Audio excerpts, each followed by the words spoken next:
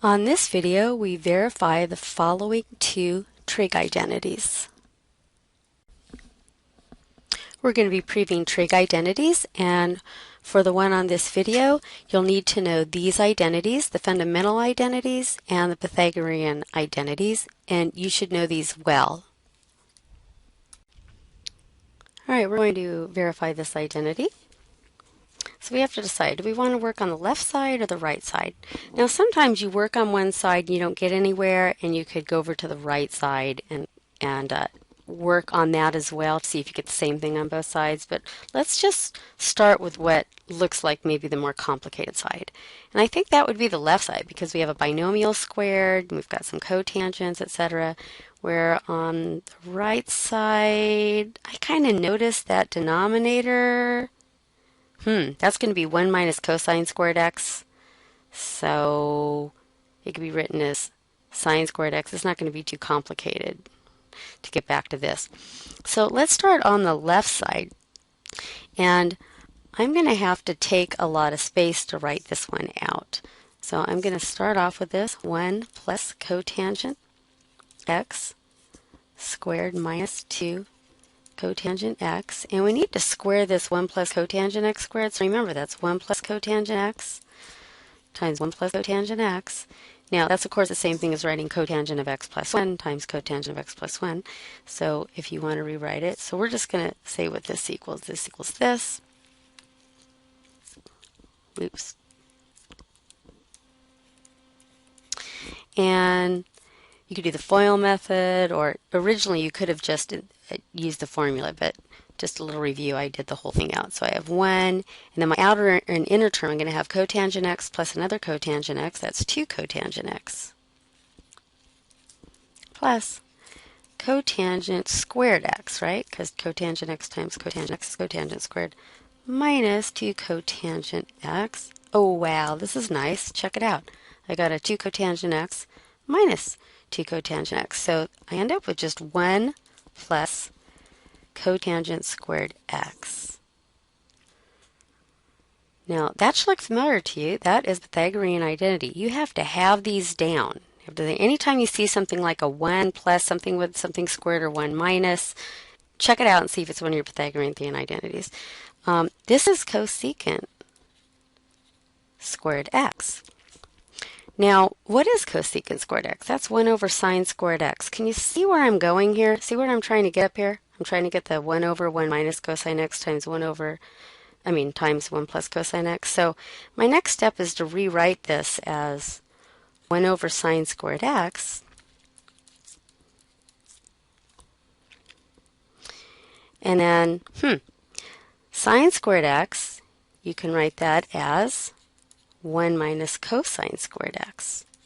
So I'm using, my identities here, right? 3 times in a row. First I'm writing the 1 plus cotangent squared x using Pythagorean identity. Then I'm using like a fundamental identity, and then I'm writing the sine squared x into this 1 minus cosine squared x because I'm keeping in mind what I'm trying to end up with, and I'm almost there. Difference of two squares. 1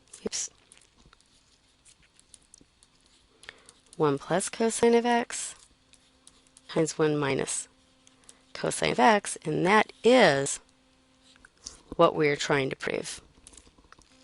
So I'm done. Now, are these easy to do? Well, I've done a lot of trig proofs, so they're not as hard for me. But my suggestion is when you see me do this, you do it along with me, and then you turn off the video and you try it all, and you just get the hang of it. You have to really know your identities, and you have to be pretty good at your algebra. But notice that is what we were trying to prove, 1 over 1 minus cosine x times 1 plus cosine x.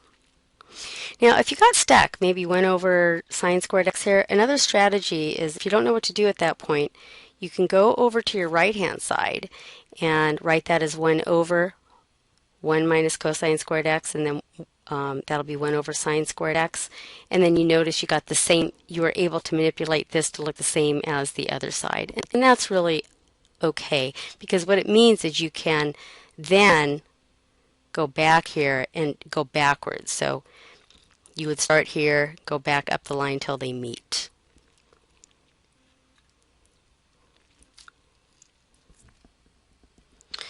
All right, let's try to verify this identity. This one looks pretty complicated. I'm not sure which side's easier. So I'm going to suggest you do this. Work on one side and work on the other side and see if you could meet where they both actually end up having the same thing on both sides. So I'm going to start with the right-hand side. I like to get things in terms of sines and cosines to get started. But if you do that, you're going to get a lot of complex fractions here. So I'm going to do something just slightly differently. Since I have a cotangent squared in the denominator, I'm going to go ahead and put in the numerator as a tangent squared. Okay, because that's reciprocal. So then we'd have tangent squared x times cosecant of x minus 1. Now I'm going to put it in terms of sines and cosines and see what happens. So the tangent squared times the cosecant x will be, here I'll write that out, tangent squared x times cosecant x minus tan squared of x.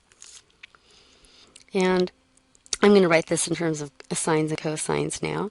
I've got sine squared x over cosine squared x times, now cosecant x is 1 over sine x, right? Okay, and I have over here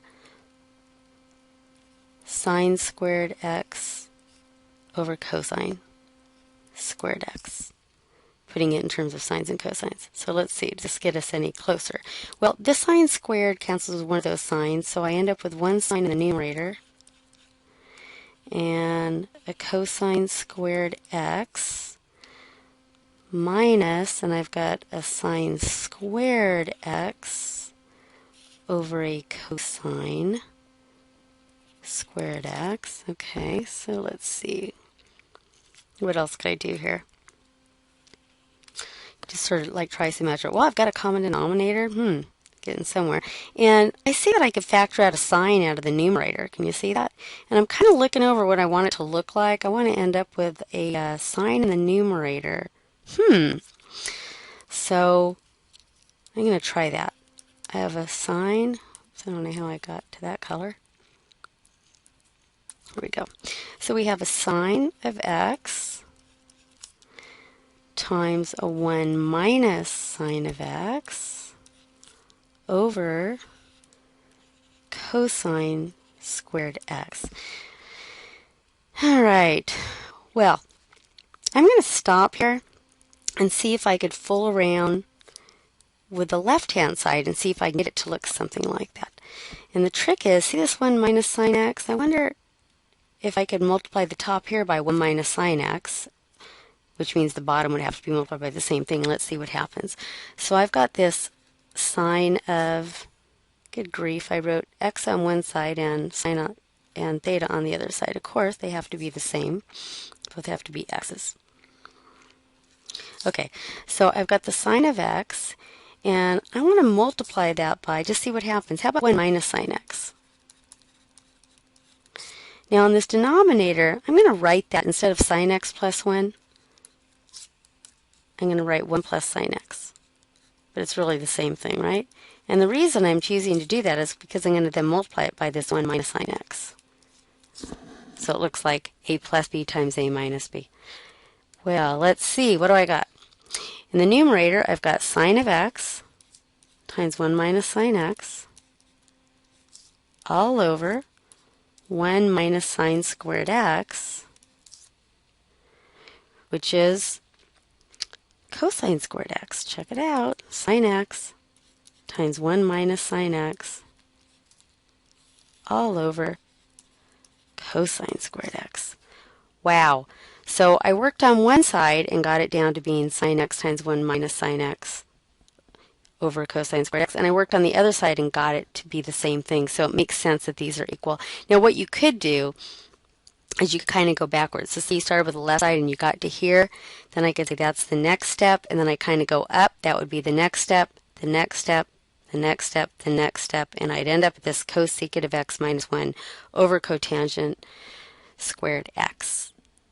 So this is This is a complicated one, but that's one way of doing it. This is where you work on both sides. And there might be an easier way, but that's one way.